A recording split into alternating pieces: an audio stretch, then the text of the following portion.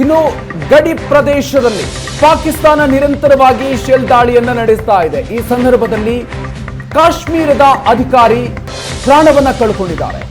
Rajouri additional DGP Rajkumar Thapa ಪಾಕಿಸ್ತಾನದಿಂದ ಬಂದಂತಹ shell ದಾಳಿಗೆ ಬಲಿಯಾಗಿದ್ದಾರೆ. ನಿನ್ನೆ ಇಡೀ ದಿನ ಮುಖ್ಯಮಂತ್ರಿಗಳ ಜೊತೆಗೆ ಇದ್ರು, ಮುಖ್ಯಮಂತ್ರಿ ಒಮರ್ ಅಬ್ದುಲ್ಲಾ ಅವರ ಜೊತೆಗೆ ಇದ್ರು. ಆದರೆ ಅದಾದ ನಂತರ ನಡೆದಂತಹ ಶೆಲ್ ದಾಳಿಯ ಸಂದರ್ಭದಲ್ಲಿ ರಜೌರಿಯ ಅಡಿಷನಲ್ ಡಿಜಿಪಿ ರಾಜ್ಕುಮಾರ್ ಥಾಪಾ ಬಲಿಯಾಗಿದ್ದಾರೆ ಅಂತ ಮಾಹಿತಿಗಳು ಬರ್ತಾ ಇದೆ. ನಿನ್ನೆ ಇಡೀ ದಿನ ಮುಖ್ಯಮಂತ್ರಿಗಳ ಜೊತೆಯಲ್ಲಿದ್ದು ಅನೇಕ ಚಟುವಟಿಕೆಯಲ್ಲಿ ಭಾಗಿಯಾಗಿದ್ರು. ಆದರೆ ಪಾಕಿಸ್ತಾನದಿಂದ ನಡೀತಾ ಇರುವಂತಹ ಶೆಲ್ ದಾಳಿಯಲ್ಲಿ ಪ್ರಾಣವನ್ನ ಕಳ್ಕೊಂಡಿದ್ದಾರೆ ಕಾಶ್ಮೀರದ ಈ ಅಧಿಕಾರಿ.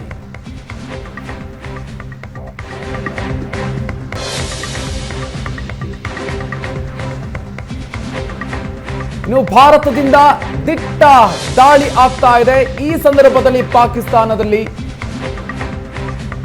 ಪರಿಸ್ಥಿತಿ ಮತ್ತಷ್ಟು ಹದಗೆಡ್ತಾ ಇದೆ. ಅಲ್ಲಿ ಪೆಟ್ರೋಲ್ ಸಮಸ್ಯೆ ಕೂಡ ಇದೀಗ ಕಂಡು ಬರ್ತಾ ಇದೆ. ಪಾಕಿಸ್ತಾನದ ವಾಯುನೆಲೆಯಲ್ಲೂ ಕೂಡ ಪೆಟ್ರೋಲ್ ಕೊರತೆ ಇದೆಯಂತೆ. ಇಸ್ಲಾಮಾಬಾದ್ನ ಎಲ್ಲಾ ಪೆಟ್ರೋಲ್ ಬಂಕ್ ಕೂಡ ಬಂದ್ ಆಗಿದೆ ಅಂತ ಮಾಹಿತಿಗಳು ಬರ್ತಾ ಇದೆ. ಸೇನಾ ವಾಹನಗಳಿಗೂ ಕೂಡ ಪೆಟ್ರೋಲ್ನ ಕೊರತೆ ಕಂಡು ಬರ್ತಾ ಇದೆ. ವಾಯುನೆಲೆಯಲ್ಲೂ ಕೂಡ ಪೆಟ್ರೋಲ್ ಇಲ್ವಂತೆ. ಇಸ್ಲಾಮಾಬಾದ್ನ ಎಲ್ಲ ಪೆಟ್ರೋಲ್ ಬಂಕ್ ಕೂಡ ಬಂದ್ ಆಗಿದೆ. ಇದು ಪಾಕಿಸ್ತಾನದ ಪರಿಸ್ಥಿತಿ. ಭಾರತದ ವಿರುದ್ಧ ಕಾಲ್ ಕೆರೆದುಕೊಂಡು ಯುದ್ಧಕ್ಕೆ ಬರ್ತಾ ಇದೆ. ಪಾಕಿಸ್ತಾನದಲ್ಲಿದ್ದಂತಹ ಉಗ್ರರ ನೆಲೆಗಳನ್ನ ಗುರಿಯಾಗಿಸಿಕೊಂಡು ಭಾರತ ದಾಳಿಯನ್ನ ಮಾಡಿದ್ರೆ, ಭಾರತದ ಸೇನಾ ನೆಲೆಯನ್ನ ಗುರಿಯಾಗಿಸಿಕೊಂಡು ಪಾಕಿಸ್ತಾನ ದಾಳಿ ಮಾಡ್ತಾ ಇದೆ. ಆದ್ರೆ ಅದರ ಒಳಗಿನ ಪರಿಸ್ಥಿತಿ ಹೇಗಿದೆ ಅಂತಂದ್ರೆ ಪೆಟ್ರೋಲ್ ಇಲ್ಲ. ಸೇನಾ ಕಾರ್ಯಾಚರಣೆಗೆ ಸಂಬಂಧಪಟ್ಟಂತೆ ಕೂಡ ಅಲ್ಲಿ ಪೆಟ್ರೋಲ್ ಕೊರತೆ ಕಂಡು ಬರ್ತಾ ಇದೆ. ಪಾಕಿಸ್ತಾನದಲ್ಲಿ ಪೆಟ್ರೋಲ್ ಖಾಲಿ ಆಗಿದೆ. ಇನ್ನು ಪಾಕಿಸ್ತಾನದ ರಹೀಂ ಯಾರ್ ಖಾನ್ ಏರ್ ಬೇಸ್ ಅನ್ನ ಭಾರತ ಧ್ವಂಸಗೊಳಿಸಿದೆ. ಭಾರತದ ದಾಳಿಗೆ ಪಾಕಿಸ್ತಾನದ ಸೇನಾ ನೆಲೆ ನಿರ್ನಾಮ ಆಗಿ ಹೋಗಿದೆ. ಭಾರತದ ದಾಳಿಗೆ ರನ್ವೇನಲ್ಲಿ ಬೃಹತ್ ಗಾತ್ರದ ಗುಂಡಿ ಬಿದ್ದಿದೆ. ಪಾಕಿಸ್ತಾನದ ಸೇನಾ ನೆಲೆಗಳನ್ನ ಗುರಿಯಾಗಿಸಿಕೊಂಡು ಭಾರತ ದಾಳಿಯನ್ನ ನಡೆಸಿರೋದು. 4 ಏರ್ ಬೇಸ್ಗಳನ್ನ ಗುರಿ ಮಾಡಿಕೊಂಡು ದಾಳಿಯನ್ನ ನಡೆಸಿದೆ. ಭಾರಿ ಪ್ರಮಾಣದಲ್ಲಿ ಹಾನಿಯಾಗಿದೆ ಪಾಕಿಸ್ತಾನದ ಏರ್ ಬೇಸ್ನಲ್ಲಿ. ದೃಶ್ಯಗಳನ್ನ ನೀವು ಗಮನಿಸಬಹುದು. ರನ್ವೇನಲ್ಲಿ ಬಹಳ ದೊಡ್ಡ ಗಾತ್ರದ ಗುಂಡಿ ಬಿದ್ದಿರೋದನ್ನ ನೀವು ಗಮನಿಸಬಹುದು. ರನ್ವೇಯನ್ನೇ ಉಡಾಯಿಸಲಾಗಿದೆ. ರಹೀಂ ಯಾರ್ ಖಾನ್ ಏರ್ ಬೇಸ್ ಧ್ವಂಸಗೊಳಿಸಲಾಗಿದೆ. ಹಲವು ವಾಯು ನೆಲೆಗಳಿಗೆ ಭಾರಿ ಪ್ರಮಾಣದಲ್ಲಿ ಹಾನಿಯಾಗಿದೆ ಭಾರತ ನಡೆಸಿರುವಂತಹ ಈ ದಾಳಿಯ ಸಂದರ್ಭದಲ್ಲಿ.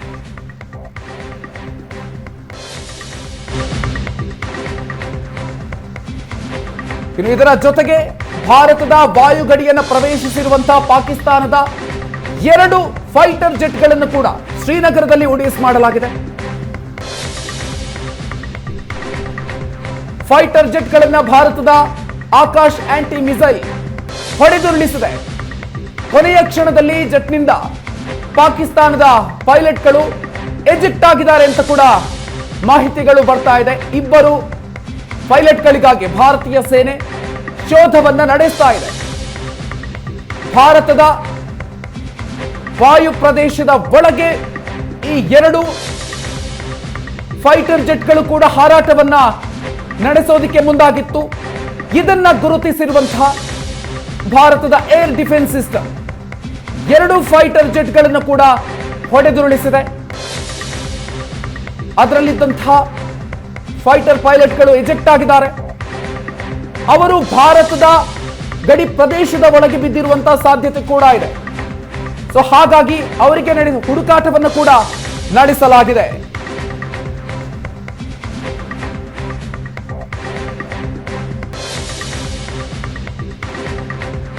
ಮತ್ತಷ್ಟು ಹೆಚ್ಚಿನ ಡೀಟೇಲ್ಸ್ ಕೊಡ್ತಾರೆ ನಮ್ಮ ಪ್ರತಿನಿಧಿ ಮಂಜು. ಇದೀಗ ನಮ್ಮ ಜೊತೆಗೆ ನೇರ ಸಂಪರ್ಕದಲ್ಲೇ ಇದ್ದಾರೆ. ಗಡಿ ಪ್ರದೇಶದಿಂದಲೇ ಇದೀಗ ನಮ್ಮ ಜೊತೆಗೆ ನೇರ ಸಂಪರ್ಕದಲ್ಲಿದ್ದಾರೆ. ಮಂಜು, ಒಟ್ಟಾರೆಯಾಗಿ ಕಳೆದ ರಾತ್ರಿಯಲ್ಲಿ ಸಾಕಷ್ಟು ಕಾರ್ಯಾಚರಣೆಗಳು ನಡೆದಿದೆ. ಪಾಕಿಸ್ತಾನದಿಂದ ಬಂದಿರುವಂತಹ ಅನೇಕ ದಾಳಿ ಪ್ರಯತ್ನಗಳನ್ನು ಕೂಡ ವಿಫಲಗೊಳಿಸಲಾಗಿದೆ. ಜೊತೆಗೆ ಭಾರತ ಪಾಕಿಸ್ತಾನದ ವಾಯು ನೆಲೆಗಳನ್ನೇ ಗುರಿಯಾಗಿಸಿಕೊಂಡು ದಾಳಿಯನ್ನು ಮಾಡಿದೆ. ಸದ್ಯ ಏನೆಲ್ಲ ಬೆಳವಣಿಗೆ ಆಗಿದೆ, ಕಳೆದ ರಾತ್ರಿ ನಡೆದಿರುವಂತಹ ಬೆಳವಣಿಗೆಗಳು, ಈಗಿನ ಪರಿಸ್ಥಿತಿ ಹೇಗಿದೆ? ಮಧು, ಟಿಟ್ ಫಾರ್ ಟ್ಯಾಟ್ ಅನ್ನುವಂಥದ್ದು ನಾವು ನೋಡ್ಕೊಂಡೇ ಬಂದಿದ್ದೀವಿ. ಯಾಕಂದ್ರೆ ಪಾಕಿಸ್ತಾನ ಏನು ಮಾಡುತ್ತೋ ಅದಕ್ಕೆ ಪ್ರತಿಯಾಗಿ ಭಾರತ ಉತ್ತರ ಕೊಡ್ತಾನೆ ಇದೆ. ಯಾಕಂದ್ರೆ ಪಾಕಿಸ್ತಾನದ ಮಾಡದ ಹೊರತು ನಾವಂತೂ ಮುಂದಕ್ಕೆ ಹೆಜ್ಜೆ ಇಡ್ತಾ ಇಲ್ಲ. ಅದಾದ್ಮೇಲೆ ಆಗ್ತಾ ಇರುವಂತದ್ದು, ಮೊದಲು ಜಮ್ಮುನ ವಾಯುನೆಲೆ ಮೇಲೆ ದಾಳಿ ಮಾಡ್ತು ಪಾಕಿಸ್ತಾನ. ಆದ್ರೆ ಅದನ್ನ ಯಶಸ್ವಿಯಾಗಿ ನಿಷ್ಕ್ರಿಯಗೊಳಿಸ್ತು ಭಾರತ. ಅದಾದ ಬಳಿಕ ನಿನ್ನೆಯೂ ಕೂಡ ಅಂತದ್ದೇ ದಾಳಿಗೆ ಒಂದು ಪ್ರಯತ್ನ ನಡೀತು, ಅದು ಕೂಡ ನಿಷ್ಕ್ರಿಯ ಆಯ್ತು. ಆದ್ರೆ ಇದಕ್ಕೊಂದು ಟಿಟ್ ಫಾರ್ ಟ್ಯಾಟ್ ಕೊಡ್ಬೇಕಲ್ಲ. ಸೊ ಅದೇ ಒಂದು ಹಿನ್ನೆಲೆಯಲ್ಲಿ ಪಾಕಿಸ್ತಾನದ 3 ಸೇನಾ ಏರ್ ಬೇಸ್ಗಳಿಗೆ ದಾಳಿಯನ್ನ ಮಾಡಿರುವಂತದ್ದು. ಅಲ್ಲೊಂದಷ್ಟು ನಾಶ ಆಗಿದೆ ಈ ನಮ್ಮ ದಾಳಿಯಿಂದ. ಅದರಲ್ಲೂ ಕೂಡ ನಮ್ಮ ದಾಳಿಯನ್ನ ತಡೆಯುವಂತಹ ಯಾವುದೇ ಪ್ರಯತ್ನ ಪಾಕಿಸ್ತಾನದಿಂದ ಆಗಿಲ್ಲ ಅನ್ನುವಂಥದ್ದಕ್ಕೆ ನಾವು ಅಲ್ಲಿ ಲ್ಯಾಂಡ್ ಆಗಿ ಧ್ವಂಸ ಆಗಿರುವಂತದ್ದೇ ಉದಾಹರಣೆ. ಸೊ ಇದು ಪ್ರಮುಖವಾದಂತಹ ಬೆಳವಣಿಗೆ. ಅದನ್ನ ಹೊರತಾಗಿ ಇನ್ನ ಶೆಲ್ಲಿಂಗ್ ಕಂಟಿನ್ಯೂ ಆಗಿದೆ ಗಡಿ ಭಾಗದಲ್ಲಿ. ಅದೇ ರೀತಿ ಡ್ರೋನ್ಗಳ ಹಾರಾಟ ಕಂಟಿನ್ಯೂ ಆಗಿದೆ. ಅದರಲ್ಲೂ ಇವತ್ತು ಶಿಫ್ಟ್ ಆಗಿರುವಂತದ್ದು, ಈ ತನಕ ಕಳೆದ 10-15 ದಿನಗಳಿಂದ ಶ್ರೀನಗರ ಸೇಫ್ ಅನ್ನುವಂತ ಸ್ಥಿತಿಯಲ್ಲಿತ್ತು. ಆದ್ರೆ ನಿನ್ನೆಯಿಂದ ಶ್ರೀನಗರದ ಭಾಗದಲ್ಲೂ ಕೂಡ ಶೆಲ್ಲಿಂಗ್ ಆಗ್ತಾ ಇರುವಂತದ್ದು. ಜೊತೆಗೆ ಡ್ರೋನ್ಗಳ ಮೂಲಕ ಡ್ರೋನ್ಗಳನ್ನ ನುಗ್ಗಿಸಿ ಇಲ್ಲಿ ಬ್ಲಾಸ್ಟ್ ಮಾಡುವಂತ ಯತ್ನ ಮಾಡ್ತು ಪಾಕಿಸ್ತಾನ. ಆದ್ರೆ ಭಾರತ ಯಶಸ್ವಿಯಾಗಿ ಅವುಗಳನ್ನು ಕೂಡ ನಿಷ್ಕ್ರಿಯಗೊಳಿಸಿದೆ. ಮಧು, ಜೊತೆಗೆ ಕಾಶ್ಮೀರದ ಅಧಿಕಾರಿಯೊಬ್ರು ಶೆಲ್ಲಿಂಗ್ಗೆ ಪ್ರಾಣವನ್ನ ಕಳ್ಕೊಂಡಿದ್ದಾರೆ ಅಂತ ಕೂಡ ಅಪ್ಡೇಟ್ಗಳು ಬರ್ತಾ ಇರೋದು. ಅಂದ್ರೆ ಇದು ಹೇಗಾಯ್ತು, ಈ ಬಗ್ಗೆ ಏನೆಲ್ಲ ಮಾಹಿತಿಗಳು ಸಿಗ್ತಾ ಇದೆ ಮಂಜು? ಮಧು, ರಚೋರಿಯ ಅಧಿಕಾರಿ ರಾಜೇಂದ್ರ ಸಿಂಗ್ ಅನ್ನುವಂಥವ್ರು ಈ ಒಂದು ದಾಳಿಯಲ್ಲಿ, ಅಂದ್ರೆ ಶೆಲ್ಲಿಂಗ್ ಸಂದರ್ಭದಲ್ಲಿ ಅವರು ಪ್ರಾಣವನ್ನ ಬಿಟ್ಟಿದ್ದಾರೆ ಅನ್ನುವಂಥದ್ದು ಮಾಹಿತಿಗಳು ಲಭ್ಯ ಆಗ್ತಾ ಇದೆ. ಇದನ್ನ ಅಧಿಕೃತವಾಗಿ ಜಮ್ಮು ಕಾಶ್ಮೀರದ ಮುಖ್ಯಮಂತ್ರಿ ಒಮರ್ ಅಬ್ದುಲ್ಲಾ ಅವರೇ ತಮ್ಮ ಎಕ್ಸ್ ಖಾತೆಯಲ್ಲಿ ಮಾಹಿತಿಯನ್ನ ಹಂಚ್ಕೊಂಡಿದ್ದಾರೆ. ಇಂಥದ್ದೊಂದು ಘಟನೆ ನಡೆದಿದೆ ರಜೌರಿಯಲ್ಲಿ. ಆ ಘಟನೆಯಲ್ಲಿ ಶೆಲ್ಲಿಂಗ್ ಸಂದರ್ಭದಲ್ಲಿ ಇಲ್ಲಿನ ಎಡಿಸಿ ಶೆಲ್ಲಿಂಗ್ಗೆ ತುತ್ತಾಗಿದ್ದಾರೆ ಅನ್ನುವಂತ ಮಾಹಿತಿಯನ್ನ ಅಧಿಕೃತವಾಗಿ ಜಮ್ಮು ಕಾಶ್ಮೀರ ಸಿಎಂಎ ಮಾಹಿತಿ ಹಂಚಿಕೊಂಡಿರುವಂತದ್ದು. ಹೆಚ್ಚಿನ ಮಾಹಿತಿ ಇನ್ನೂ ಕೂಡ ನಿರೀಕ್ಷಿಸಲಾಗ್ತಾ ಇದೆ, ಯಾವ ರೀತಿ ಆಯ್ತು ಅಂತ. ಅದು ಬಟ್ ಶೆಲ್ಲಿಂಗ್ ಇಂದ ಆಗಿದೆ ಅನ್ನುವಂತ ಮಾಹಿತಿಗಳು ಸಿಗ್ತಾ ಇದೆ. ಮಂಜು, ಅಂದ್ರೆ ಇಲ್ಲಿವರೆಗೂ ಕೂಡ ಪಾಕಿಸ್ತಾನ ಅಂದ್ರೆ ಕಾಶ್ಮೀರ ಗಡಿ ಪ್ರದೇಶದಲ್ಲಿ ನಿರಂತರವಾಗಿ ನಾಗರಿಕರನ್ನ ಗುರಿಯಾಗಿಸಿಕೊಂಡು ದಾಳಿಯನ್ನ ನಡೆಸಿಕೊಂಡು ಬರ್ತಾನೆ ಇದೆ. ಎಷ್ಟು ಮಂದಿ ನಾಗರಿಕರು ಪ್ರಾಣವನ್ನ ಕಳ್ಕೊಂಡಿರುವಂತಹ ಸಾಧ್ಯತೆ ಇದೆ? ಈ ಬಗ್ಗೆ ಏನಾದ್ರೂ ಮಾಹಿತಿಗಳನ್ನ ಕೊಡ್ಲಾಗಿದೆಯಾ? ಏನಾದ್ರೂ ಅಪ್ಡೇಟ್ಸ್ಗಳು ಬರ್ತಾ ಇದೆಯಾ ಇಲ್ಲಿವರೆಗೂ ಕೂಡ? ಕಳೆದ 3 ದಿನಗಳಿಂದಲೂ ಕೂಡ ಇಡೀ ಕಾಶ್ಮೀರ, ಜಮ್ಮು ಕಣಿವೆಯಲ್ಲಿ ಸಾಕಷ್ಟು ನಾಗರಿಕರಿಗೆ ಮತ್ತೆ ಮನೆಗಳಿಗೆ ಹಾನಿ ಆಗಿದೆ ಅನ್ನುವಂತ ಮಾಹಿತಿ ಇದೆ. ಅದನ್ನ ಇನ್ನು ಸೇನೆ ಖಚಿತಪಡಿಸಬೇಕಾಗಿದೆ. ಮಕ್ಕಳನ್ನು ಕೂಡ ಪಾಕಿಸ್ತಾನದ ಪಾಪಿಗಳು ತಮ್ಮ ದಾಳಿಯ ಮೂಲಕ ಕೊಂದಿರುವಂತದ್ದು ಕೂಡ ಮಾಹಿತಿ ಇದೆ. ಮೊನ್ನೆ 3 ಜನ ಮಕ್ಕಳು ಸತ್ತಿದ್ರು. ಅದಕ್ಕೂ ಕೂಡ ಭಾರತೀಯ ಸೇನೆ ಖಚಿತಪಡಿಸಿದೆ.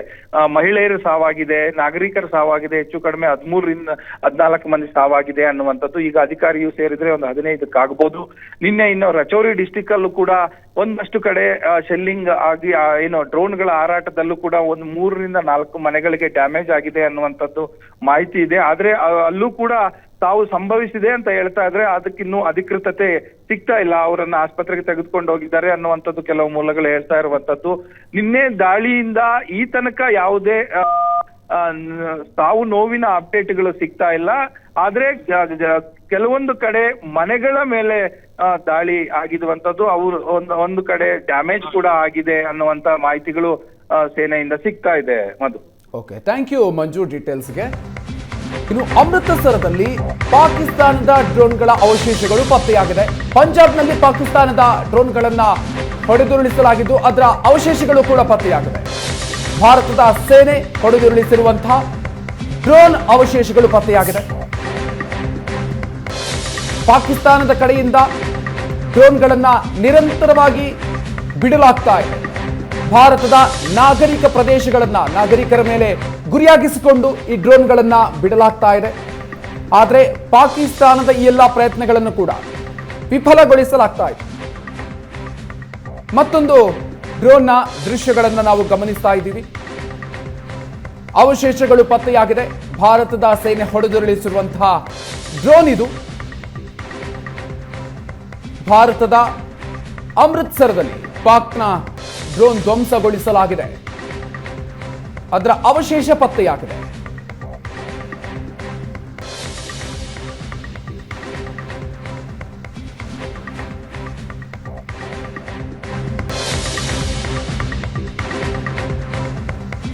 ಇನ್ನು ಪಂಜಾಬ್ನ 2 ನಗರದಲ್ಲಿ ಮತ್ತೆ ಟೆನ್ಷನ್ ಹೆಚ್ಚಾಗಿದೆ. ಭಟಿಂಡಾ, ಫಿರೋಜ್ಪುರದಲ್ಲಿ ಸೈರನ್ ಸದ್ದು ಮೊಳಗಿದೆ. ಮನೆಯಿಂದ ಹೊರಗೆ ಬಾರದಂತೆ ಜನರಿಗೆ ಸೂಚನೆಯನ್ನ ಕೊಡಲಾಗಿದೆ. ಅಮೃತ್ಸರದಲ್ಲಿ ಮತ್ತೆ ಪಾಕಿಸ್ತಾನದಿಂದ ದಾಳಿ ಆಗುವಂತಹ ಸಾಧ್ಯತೆ ಇದೆ. ಈ ಹಿನ್ನೆಲೆಯಲ್ಲಿ ಅಲ್ಲಿ ಸೈರನ್ ಸದ್ದು ಮೊಳಗಿದೆ. ಪಾಕಿಸ್ತಾನದಿಂದ ಮತ್ತೆ ಡ್ರೋನ್ ದಾಳಿ ಆಗಬಹುದು. ಆ ಹಿನ್ನೆಲೆಯಲ್ಲಿ ಜನರು ಸುರಕ್ಷಿತ ಸ್ಥಳಕ್ಕೆ ಹೋಗಿ ಅಂತ ಸೈರನ್ ಸದ್ದು ಮೊಳಗಿದೆ. ಭಟಿಂಡಾದಲ್ಲಿ ರೆಡ್ ಅಲರ್ಟ್ ಘೋಷಣೆ ಮಾಡಲಾಗಿದೆ. ಸುರಕ್ಷಿತ ಸ್ಥಳಗಳಿಗೆ ಹೋಗಿ ಮನೆಯಿಂದ ಹೊರಗೆ ಬರಬೇಡಿ ಅಂತ ಸೂಚನೆಯನ್ನ ಕೊಡಲಾಗಿದೆ. ಸೈರನ್ ಸದ್ದು ಮೊಳಗಿದೆ ಅಲ್ಲಿ.